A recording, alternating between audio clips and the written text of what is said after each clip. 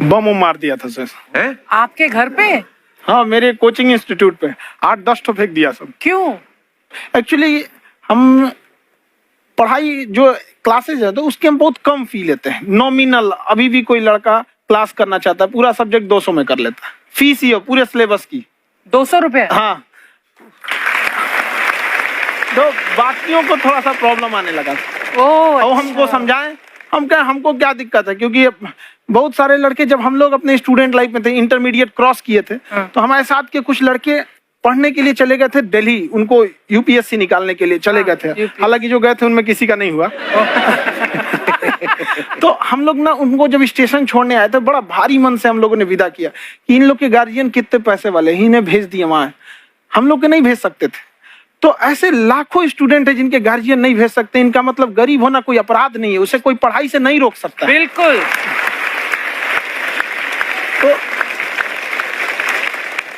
तो हमने ठान लिया था कि कभी अगर मौका मिलेगा तो उसको हम जरूर कम करेंगे।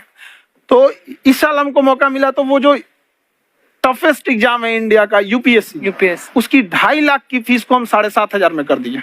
और सेम, बहुत बढ़िया, वेरी गुड।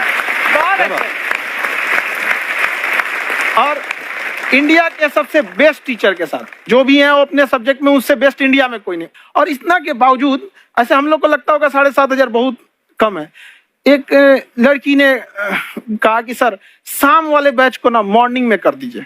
हम कहे बाबू तो इतना सबके इंडिविजुअल से तो बैच ट्रांसफर नहीं, क्या प्रॉब्लम है? उसने कहा ना शाम में हमको दूसरे के यहाँ बर्तन मांजने जाना होता है।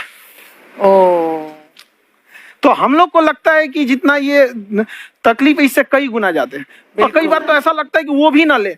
एक लड़का बेचारा नदी से बालू निकालता था और वो बालू को भरता था, फिर नाव बालू को किनारे लेके बेचती थी और वो बालू भरता था, उससे मेरी फीस ले आया। हमारा हाथ कांप गया, हम कैसे फीस ले लेंगे यहाँ पर। बहुत बढ़िया।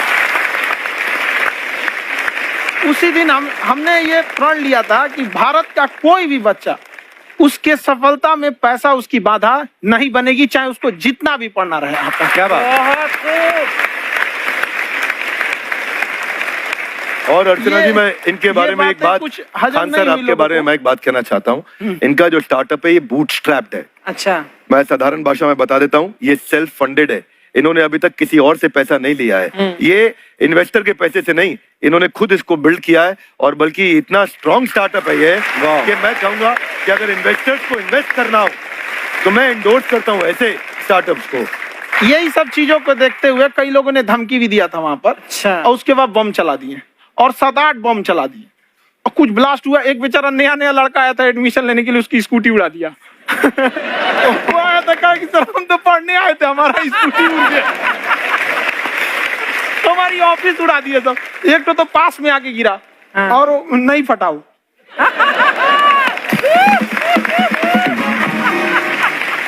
बाद में बहुत सारे लोग धमकियां दिए, लेकिन कहते हैं ना सूरज कितना भी तेज चमक ले समंदर नहीं सुखा सकता है। वाह वाह वाह, क्या बात है।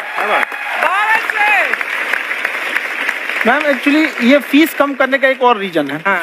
2.5 लाख 3 लाख की जो फीस में सब लोग पढ़ाई अफोर्ड नहीं कर पाते, इसलिए वो कुछ ही लोग अफोर्ड कर पाते हैं। तो उनका मेंटल लेवल तो बहुत ऊपर चला जाता है, लेकिन एक पूरे देश का मेंटल लेवल थोड़ा सा स्टेबल नहीं हो पाता। तो जब फीस कम रहेगी तो हर वो लड़का तैयारी करने के लिए आगे आएगा जिसका सपना है देश के लिए कुछ करने का। सीटें लिमिटेड हैं, उन्हें को मिलेगी, लेकिन जिन्हें नहीं मिलेगी उसे मिलेगा देश का एक जिम्मेदार नागरिक। तो इस देश को बदलना। क्या बात। हम लोग विश्व गुरु कहे जाते थे, क्यों? क्योंकि दुनिया से लोग हमारे यहाँ पढ़ने आए थे। चाइना से ह्वेनसांग आया, फायान आया, आज कोई नहीं आता है। हम लोग का उद्देश्य एक समय आएगा जो फिर आएंगे यहाँ पढ़ने के लिए। क्या बात है। पर आप देखो अर्चना जी, सबसे ज्यादा आईपीएस आईएएस बिहार से निकलते हैं। आप देखो पढ़ाई लिखाई में पॉलिटिशियन बहुत बड़े बड़े निकले हैं। तो ऐसा नहीं है, खेती करेगा तो कोई खास वो नहीं रहे, ऑप्शन भी नहीं है। सही बात है। बिहार की मिट्टी में एक चीज है, जिद तो बहुत जबरदस्त है। कुछ भी नहीं रहेगा तो सब कुछ पाने का उसको जिद रहेगा, करके भी दिखा देगा। कर देंगे हम आपको। कहाँ सर, हमने सुना है आप 5 स्टार में रुके थे कल और नीचे जाके वड़ा पाव खाने गए आप रेडी पे।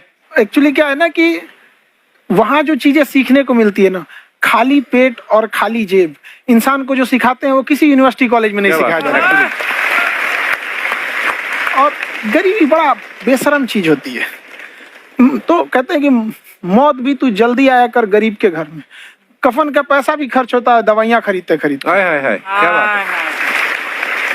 और खान सर की खासियत ये है कि जिसको तो पढ़ना है, जिसको एजुकेशन चाहिए, वो तो इनका वीडियो देखते हैं, लेकिन वैसे भी कई लोग, जैसे अर्चना जी बात करी थी, कहती मैंने जब देखना शुरू किया तो मैंने बैक टू बैक इतने सारे वीडियोस देखे, क्योंकि आपका जो तरीका जो बोलने में, एक तो इनकी जो टोन है पढ़ाने में, और साथ साथ में जो ह्यूमर आता रहता है, तो उसकी वजह से और भी इंटरेस्टिंग हो जाते हैं आपके वीडियो। शुरुआत में हम लोग जब स्टूडेंट लाइफ में थे, या हम कई स्टूडेंट को भी देखते हैं, वो बेचारे जब थक जाते हैं तो आपका शो देखने लगते हैं। तो शुरू में हमको लगता था जब कि अरे ये हमारी पढ़ाई उसके लिए है, लेकिन पढ़ाई में थक जाता है, शो देख के नहीं थक जाता है। हाँ। तो हमने सोचा दोनों को मिक्स कर देते हैं।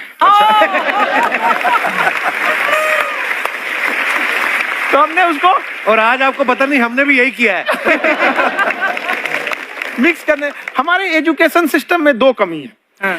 एक एजुकेशन की, दूसरा सिस्टम की।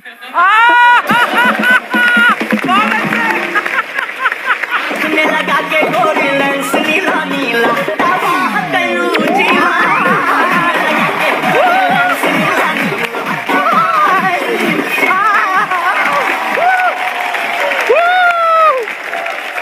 हाय, वाह, नमस्ते गुरुजी, नमस्ते विवेक जी, नमस्ते खान सर। अच्छा लग रहा है, वाह, आप लोगों से मिलकर ना आप हम मर सकते हैं। वाह, मरो फिर। ये कैसी बातें कर रही हो गुड़िया तुम? हम कह रहे हैं हम इंड पे मर सकते हैं। आप पटना से है ना? हाँ। हमें भी पटना पसंद है, बस कोई पटाने वाला चाहिए।